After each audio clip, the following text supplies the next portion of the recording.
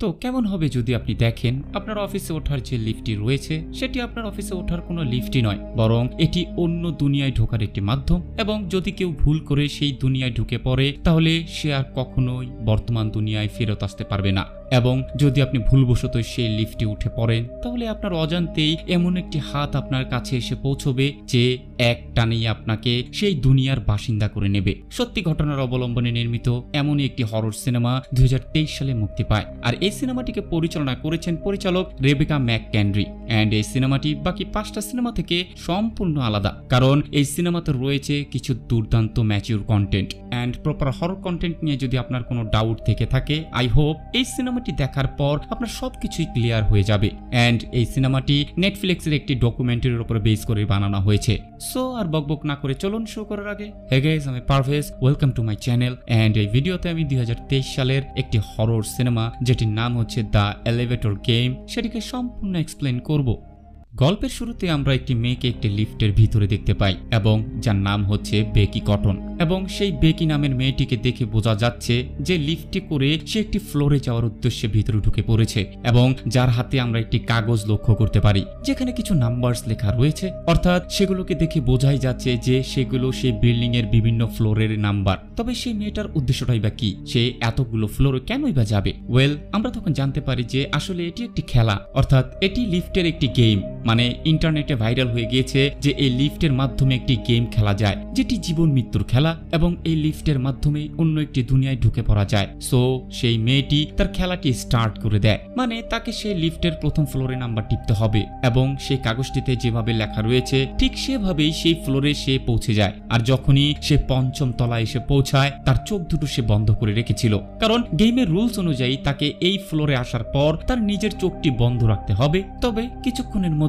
প্রচন্ড ভয়ে সে মেয়েটি তার চোখ দুটো খুলে ফেলে। সে দেখতে পায় যে তার চারপাশটা এখনো নরমাল রয়েছে, যেটা দেখে মেয়েটি একটু রিল্যাক্স ফিল করে। তবে তার খেলাটি কিন্তু এখনো শেষ হয়ে যায়নি, তাকে ফার্স্ট ফ্লোরে যেতে হবে, যার কারণে সে প্রথম তলায় যাওয়ার জন্য লিফটে ক্লিক করে। তবে সে লিফটটি তো প্রথম তলায় যায় না, বরং লিফটটি 10 তলায় গিয়ে দরজা খুলে যায়। বেকি সেই লিফটের দরজার বাইরে এক অন্য দুনিয়া ডিসকভার করে, যে দুনিয়া আমাদের এই নরমাল দুনিয়া থেকে সম্পূর্ণ আলাদা। তবে সেই মুহূর্তেই বেকি তার পিছনে একজনকে ফিল করতে পারে, আর যখনই সেটা দেখার জন্য সে পিছন ফিরে তাকায় আমরা দেখতে পাই বেকি প্রচন্ড চিৎকার করে ওঠে। মানে সেখানে রয়েছে এক ভয়ঙ্কর ডিমন্স।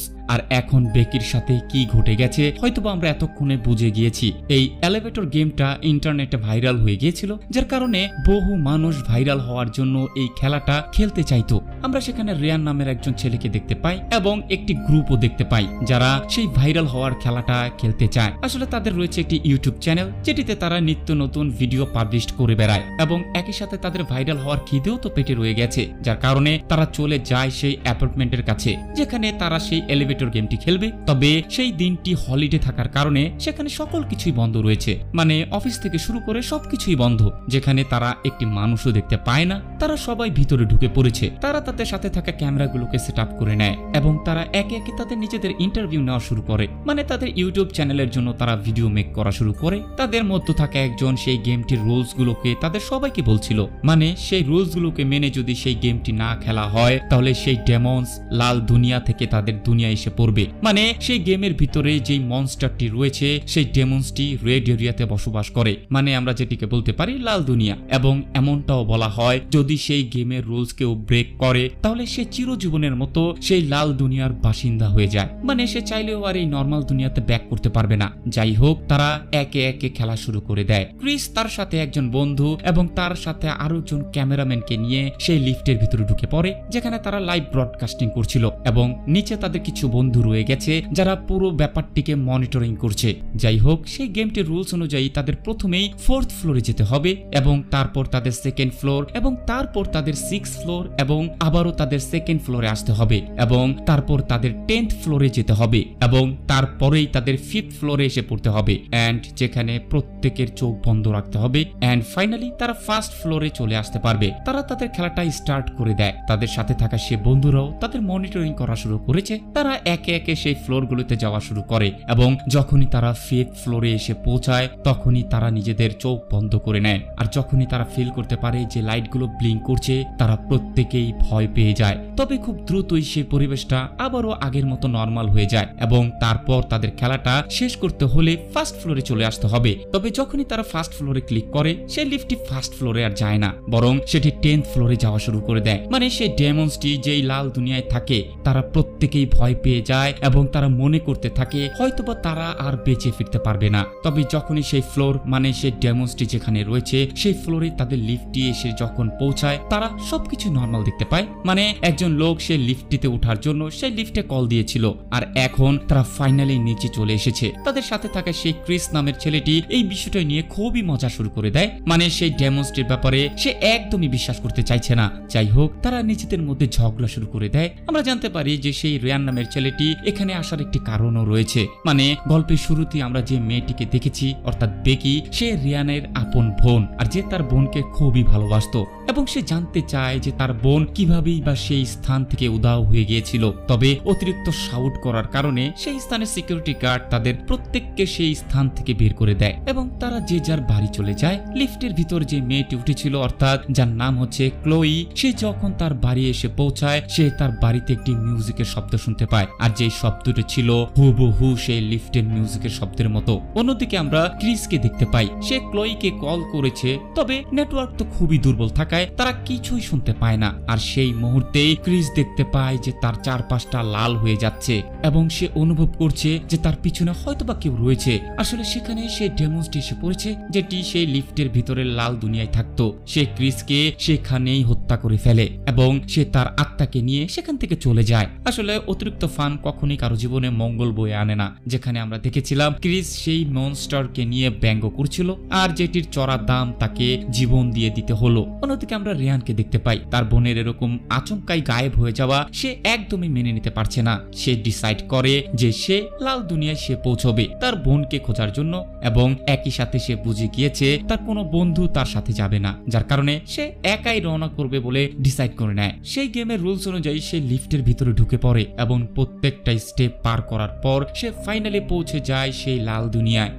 তারপর রিয়ান সেই লাল দুনিয়াটাকে দেখতে পায় যেখানে দুনিয়াটা আমাদের পৃথিবীর মতনই ছিল, তবে এই দুনিয়ায় প্রত্যেকটি জিনিসই লাল ছিল, যার কারণে হয়তোবা সেই স্থানটিকে রেড এরিয়া বলা হতো। রিয়ান ফিল করছে যে তার পিছনে হয়তোবা কেউ রয়েছে এন্ড যখনই সে পিছে ফিরে তাকায় তখনই সেই ডেমনসটিকে সে দেখতে পেয়ে যায়। রিয়ান খুব দ্রুতই সেই স্থান থেকে অন্য একটি স্থানে লুকিয়ে পড়ে। অন্যদিকে আমরা রিয়ানের সেই বন্ধুদেরকে দেখতে পাই যারা সেই লিফটের কাছে আবারও এসে উপস্থিত হয়, কারণ তাদের ক্যামেরাটা হারিয়ে গিয়েছে। মানে যখন তারা এলিভেটরের গেমটি খেলছিল তাদের হাত থেকে সেই ক্যামেরাটি লিফটের ভিতরে পড়ে গিয়েছিল, যেটা তারা আবার লিফটের ভিতরেই খুঁজে পায়। তবে তারা সেখানে তাদের জীবনের সবচেয়ে বড় ভুলটি করে বসে। মানে মজার ছলে তারা সেই এলিভেটর গেমটি খেলতে শুরু করে দেয় এন্ড ফাইনালি তারাও সেই ডেমনসটির বলির শিকার হয়ে যায়। মানে সেই ডেমনসটি তাদের দুজনকেই সেখানেই হত্যা করে ফেলে। যাই হোক, অন্যদিকে আমরা রিয়ানকে দেখতে পাই যে একটি স্থানে লুকিয়ে রয়েছে এবং সে সেই লিফটটির অপেক্ষা করছে। মানে যখনই কেউ সেই লিফটের ভিতরে ঢুকে পড়ে এবং সেই গেমটি খেলতে থাকে তখনই সেই লাল দুনিয়ার গেটটি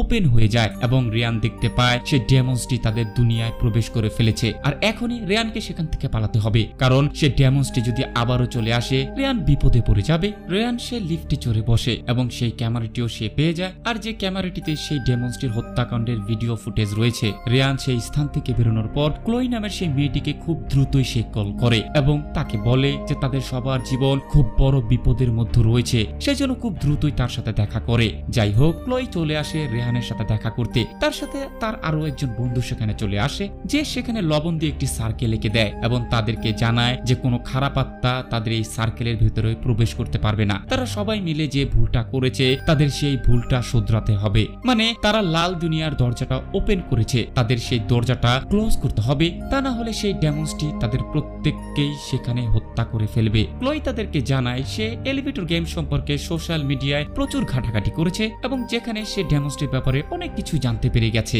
আসলে এমনটাও বলা হয় যে বহুদিন আগে 6 জন বন্ধু একটি প্র্যাঙ্ক করতে গিয়ে তাদের একজন বন্ধুকে সেই এলিভেটরের নিচের বেসমেন্টে আটকে রাখে এবং তারপরে সেই ব্যাপারটি তারা একদমই ভুলে যায় এবং প্রায় 1 সপ্তাহ পর যখনই সেই লিফটটি চালু হয় তখনই সেই মেয়েটি লিফটের নিচে চাপা পড়ে সেখানেই মারা যায়। আর তারপরে সেই মেয়েটি সেই লাল রঙের দুনিয়ার ডেমন্সের রূপে রূপান্তরিত হয়। তবে এই সম্পূর্ণ ব্যাপারটি ক্লোই একদমই বিশ্বাস করে না, মানে সে কোনো ভূত প্রেত মনস্টার বা ডেমন্স বিশ্বাস করে না। তবে রেয়ান এই সম্পূর্ণ ব্যাপারটি অনেকটাই সিরিয়াসলি নিয়েছিল। সে সেই স্থানে অর্থাৎ সেই এলিভেটরের নিচ অব্দি পৌঁছতে চায়, কারণ হয়তোবা সেখানেই রয়েছে সেই লাল দরজার ঢোকার আসল রহস্য। তবে সেই মুহূর্তেই সেই ডেমন্সটি সেখানে আক্রমণ করে বসে এবং ক্লোয়ের সাথে থাকা সেই বন্ধুটিকে ডেমন্সটি সেখানেই মেরে ফেলে, যেটি দেখতে পেয়ে ক্লোই প্রচন্ড ভয় পেয়ে যায় এবং ফাইনালি ডেমন্সের অস্তিত্ব সম্পর্কে সে বিশ্বাস করে নেয়। তবে তাদের সেখানে দাঁড়ালো তো চলবে না, তাদের এখান থেকে পালাতে হবে, যার কারণে তারা প্রাণ বাঁচাতে প্রচন্ড জোরে